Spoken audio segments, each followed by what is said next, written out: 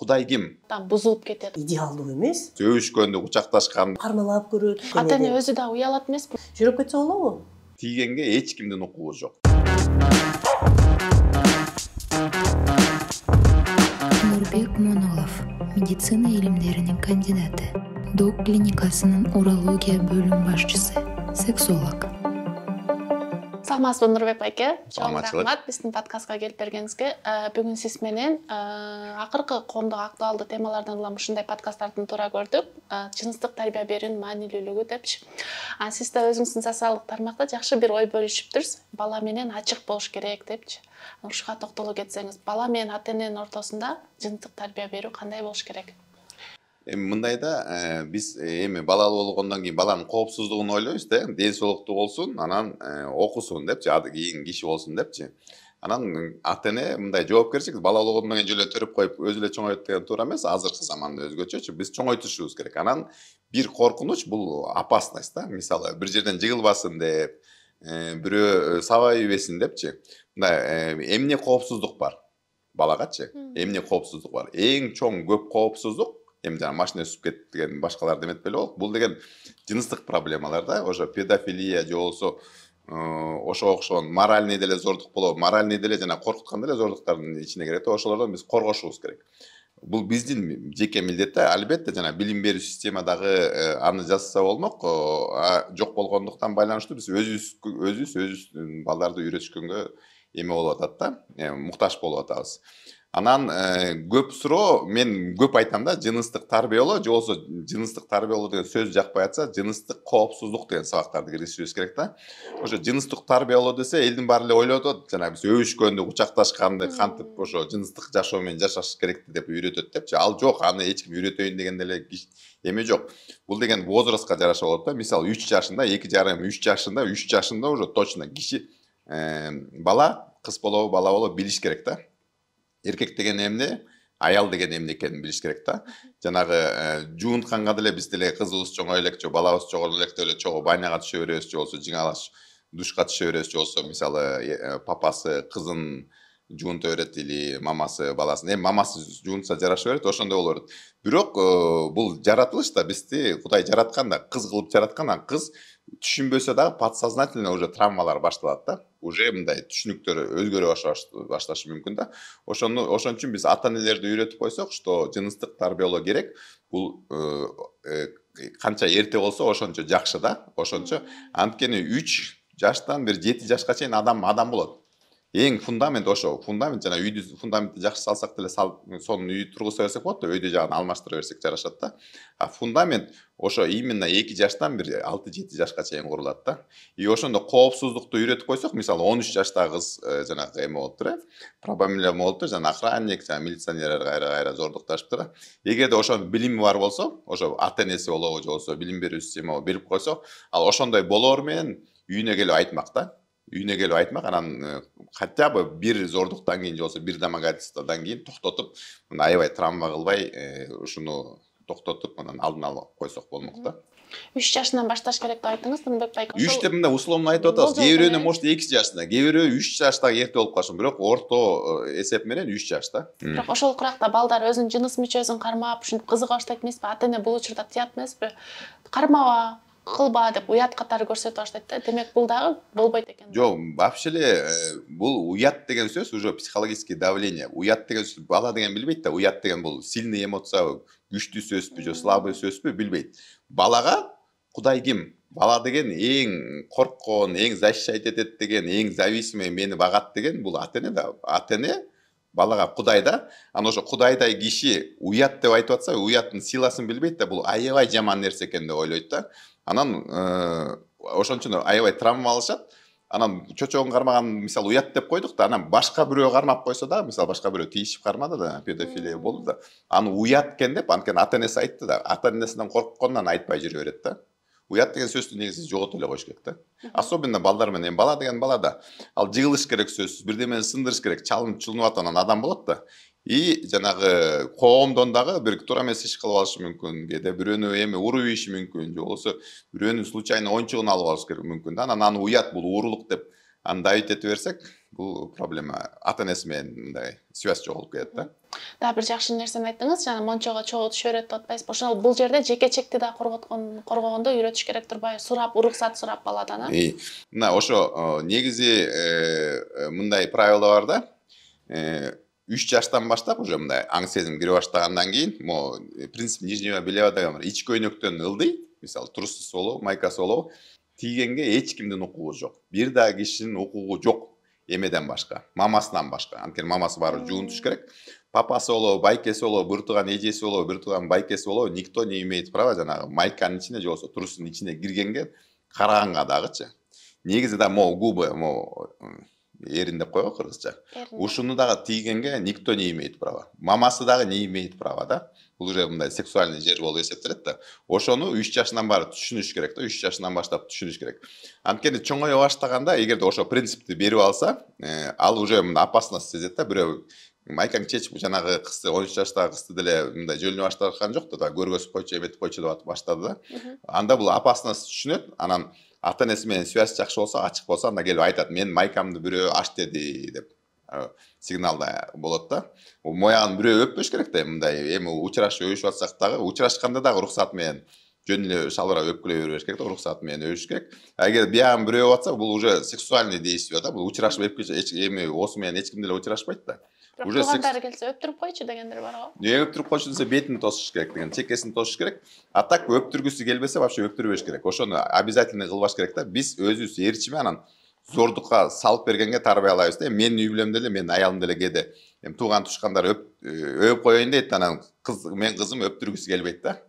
Анан дейт, бул байкең, бул атаң давай өптүр деп анан деген насильно биз түртөбүз да. Анан өбөт. Анан ошо мындай болуп калат да, мындай программированный болуп калат. Көчөдөн дагы чоң киши бергенчи мындай өп коеюн, бияган өп коеюн же чечинчи десе, программированный да чоң кишини угуш керек деп программированный болуп калганда, анан чечин десе чечини берет мындай. Биз үйрөтүп койгонбуз, любой чоң киши по умолчанию прав да, по умолчанию уят, өптүрүшүң керек уят, айтканды кылышың керек деп биз зордукчуларга салып беребиз да ошолорду. Ошону жоготуш керек. Баланын өзүнүн мнениясы болуш керек, каалабаган нерсени жаза байлабаш керек. Каалаган биз насильно эмес, эми түшүндүрүп, образование эле беришибиз керек да. Калган жагын бала өзү чечет да, эмне кылат, эмне кылбайт. Анан айрым ата-энелерде бар, Нурбек байке, жана эгер балага жыныстык тарбия берсе, ал баарын билип алат да, бузулуп кетет. Ошон үчүн балага айтпай эле турган жакшы дейт да. Чынында эле бала бузулуп кетеби? Айтпай койгон бала бузулуп. Эмнеге? Мисалы мен батышчыл дешет, батыштагы өлкөдөгү жана голубойлор көп, жыныстык катнаш көп деп ойлой беребиз да. Бул дагы биздин билимсиздиктен. Азыр исследованияларды карасак, мисалы Японияда 35 жашка чейин жигит менен кыздар бир 40-42 ошондой пайызы кыздыкчан да, то есть бир дагы жолу жыныстык катнашы жок. 35 жашка чейин ойлой бергиз. 40%га да коюнчу, 40%га чейин бул жыныстык катнаш боло элек.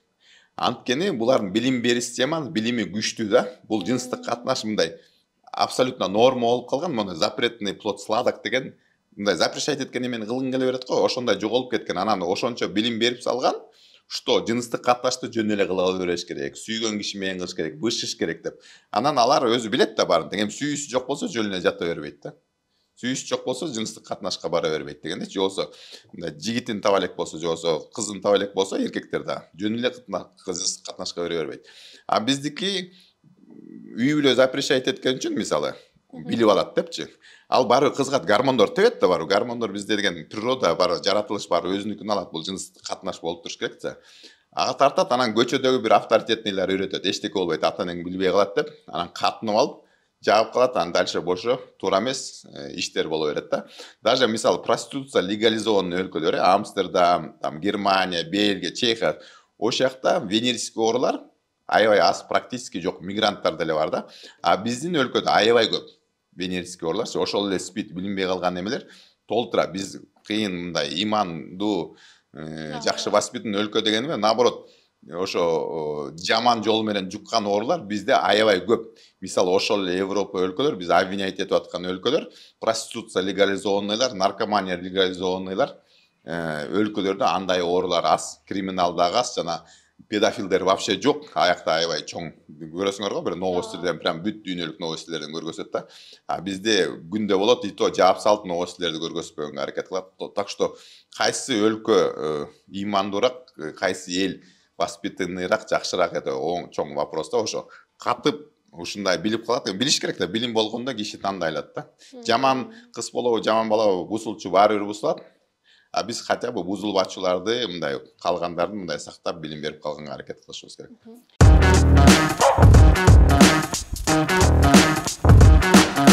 Асель Сүйүнбаева, психолог, психологияны Москванын психологиялык социалдык институтунда окуган.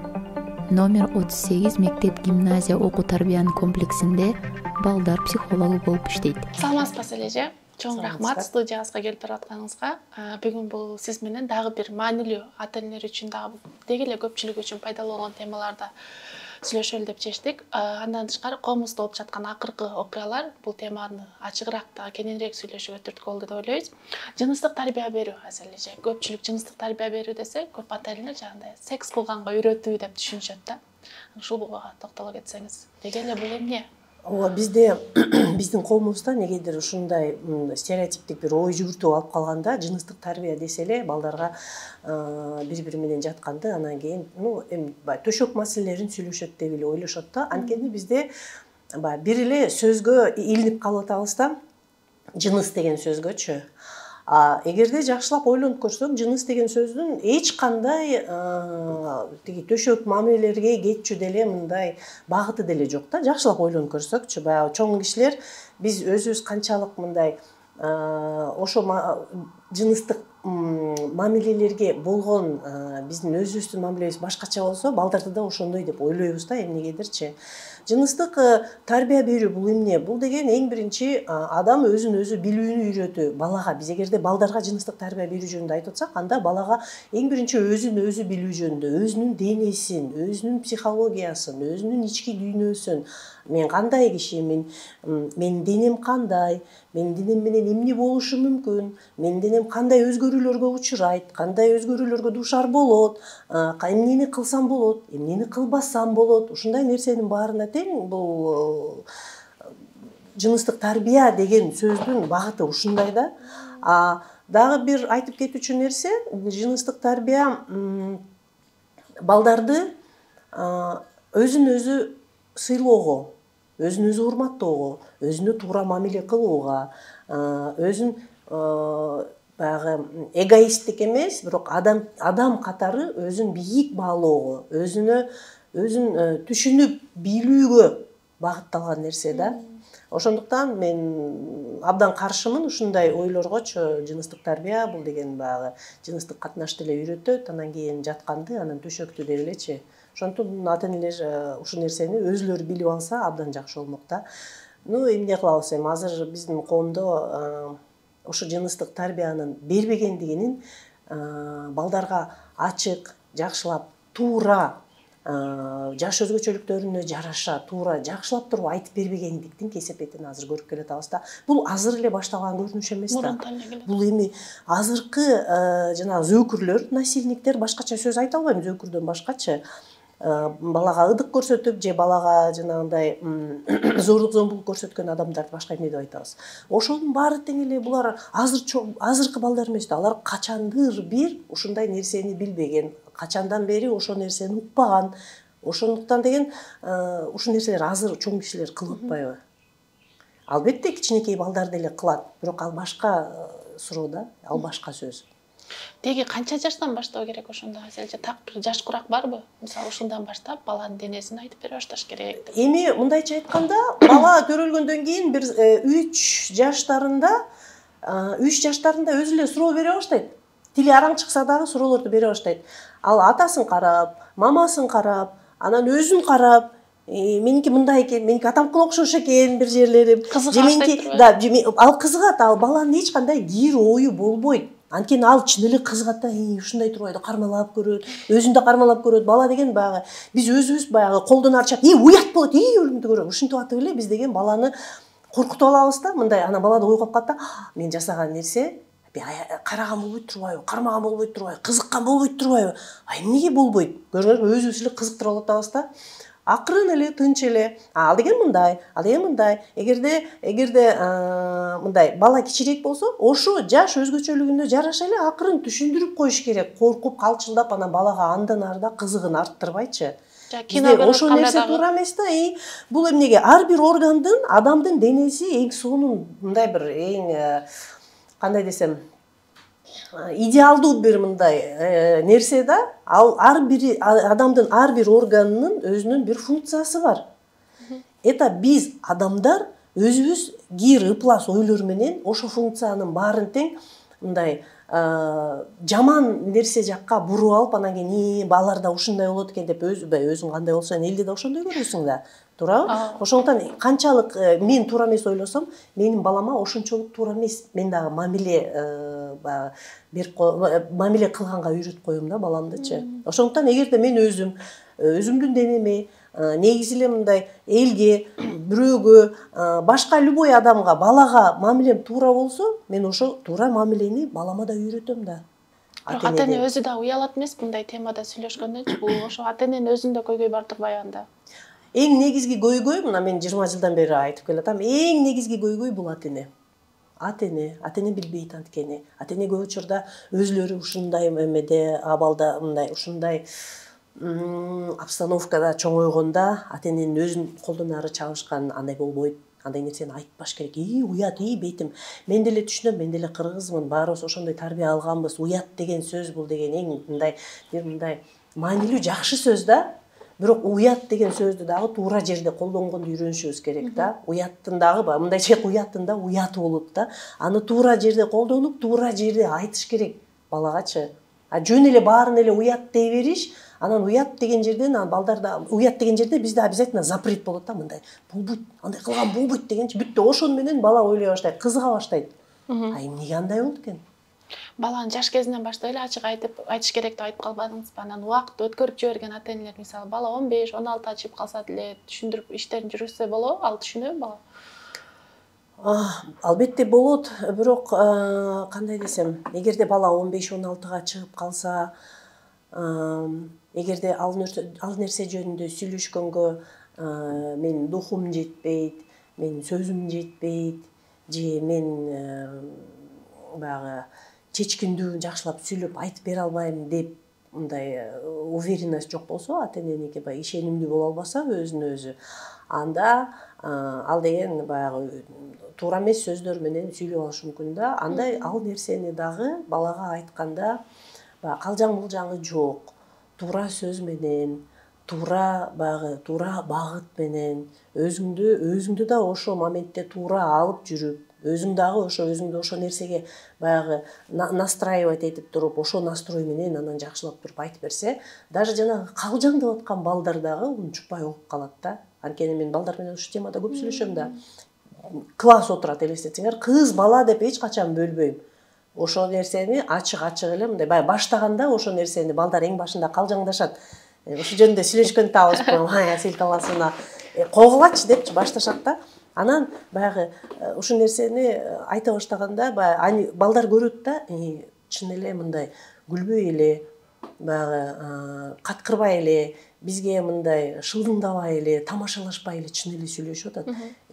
Чын эле ушу суроолорумду берип алайынчы, чын эле ушу кызыккан бир нерселерди суроо бербесем дагы жакшылап угайынчы деп баары бир эч качан ушу менин практикамда болгон эмес. Балдар ошо башында калжаңдап, аягына чейин калжаңдап чыккандары жок болчу. Андай болгон эмес. Аябай мындай курч темаларга чейин сүйлөшөбүз да. Абдан курч темаларга чейинчи. Анан көп класс жетекчилер, көп ата-энелер айтышат да, эмне деп сүйлөшкөнүңөрдү билбейм, бирок бала мындай ойлонуп калды деп айткан ата-энелер, анан класс жетекчилер көп да. Ошо жыныстык тарбия алган бала, жыныстык тарбия албаган баладан эмнеси менен айырмаланат? Билесиздерби, бир мен ушул нерсеге мындай жооп берет элем да, булар албетте айырмаланат. Анткени жыныстык тарбия деген, биз эмнеден баштайбыз жыныстык тарбияны? сенин денең кандай, сен өзүң кандайсың, денеңде убакыт өткөн сайын кандай өзгөрүүлөр болуп атат, каягыңда эмне түктөр чыгып атат, денеңе ошол убакта кандай кам көрүш керек, өзүңдү кандай жакшы көрүш керек. Денең ооба, ар бир адамдын денеси идеалдуу эмес. Ар бир адамдын мындайча айтканда кемчилик деп ойлойт кээ бир элдерчи. Жакшылап карап келсек, ал кемчилик эмес. Өзгөчөлүк. Ал кемчилик эмес, ал деген өзгөчөлүк. Мүмкүн адамдар сенин ошо өзгөчөлүгүңө тартылышы мүмкүн. Кээ бир ойлошот, менин бетимде ушундай эле, же фигурамда ушундай эле, анан кийин ошону карайт, анан кийин ошон үчүн мени жаман көрүшү мүмкүн депчи. Адам өзүн өзү мындай кемчилик деп ойлогон нерсеси башка элге көзүнө да көрүнбөйт, билинбейт дагы. Адам ошентип алып жүрө бериши мүмкүн да. Мына ошондой кемчилик болуп, өзүн бир жерден кем, анан бир жерден ушягым туура эмес, анан дагы ушундай комплекс болбош үчүн ошо дагы жыныстык тарбияга кирип атпайбы? Ал деген мен өзүмдү кандай экенимди кабыл алып атам. Өзүн өзү кабыл алган адам бактылуу адам да. Ал ошол адам башка бирөөнү дагы кемчилиги менен, плюсу менен, минусу менен баары менен кабыл алганды үйрөнөт да. Анткени ал өзү ошондой адам. Анан кийин эгерде бир мындай болгондо выпуск бизде баягы бүтүрүүчүлөрчү мурун бүтүрүп кеткен балдар менен баягы жолугушуулар болуп калат да. Анан ошол убактарда балдардын айткандарына мындай ыраазы болосуң да. Анткени балдар айтышат, канча жыл мурун, 8 жыл болуп калды го. 8 жыл мурун бүткөн балдар, ал чоң балдар да. Ошолор айтып келишет да, Асель Таласовна, силердин ошо айткан сөзүңөр биз аябай эң биринчи силер ошентип сүйлөй баштаганда биз шок болгонбуз депчи. Шок болгонбуз. Бирок мен ошондон кийин мен мамилем вообще башкача болду депчи. Мен мамилем өзгөрдү, анткени кыздарга болгон мамилем депчи. Анткени баягы бир класста айланайын түрлүү түстүү балдар болот да, хулигандары да бар, тихонялары да бар, ботаниктерибиз дагы бар. Анан кийин мунун баары тең көрдүңөр, баары тең мындай стереотипное мышление баары бир. Бирок деген адамдар ар кандай да, чын элечи. Анан кийин ошо ар бирине ошо туура сөз менен туура маалымат жеткирүү эң мындай маанилүү нерсе экенин түшүндүм да. Анткени биз мындайга чейин сүйлөйбүз да. Эгерде мына силер клубтан чыктыңар, тиги бирөө, допустим, бир кыз аябай мас болуп, прям аябай эле мас болуп, прям вот бутуна турбай, каалаган жакка сүйрөп кетсең болот. Сүйрөп кетсе болобу? Деген суроолорду балдарга коем да. Же прям жатып калды. Сен акың барбы ошого бир нерсе тийип, ошого колу менен тийгенге колу менен кармап, же бир нерсе кылып түртүп, же тейип, же жек көрүп, же бир нерсе кылып, мындай ошого негизи эле мындай бир жаман мамиле кылганга акың барбы дегенге чейин жеткенбиз да. Анан кийин ушундай мындай курч коюлган суроолор балдарды, особенно эркек балдарды мындай аябай ойлондурат экен да. Мен ошол нерсени байкадым. Анан ошо өзүлөрү айтып калышат да, эже ошол нерсени туура ошол убагында айтканыңыз жакшы болуптур. Ошондо тип эле тиги молоток менен орусча айтып атышат да, молотком как будто по башке дали депчи. Говорят, ошо көп нерсени мы вообще не думали депчи. Мы чын эле мындай бирөөнүн денеси, не денеси, она пьяна, можно воспользоваться, ичип алган кызды почему бы и нет дегендей сөздөргө чейин барганбыз да. Көрдүңөрбү? Ошондуктан мен оюмча курч суроолорду койгондон коркпой, мындай ушул нерсенин баарын айтып берип, ошол нерсенин баарын ачык эле мындай күлбөй, тамашалабай туура жеткизген, бул өзүнүн баягы жемиштерин кийинки жашоодо балдардын чоңойгонунда деле абдан мындай жакшы берет экен да.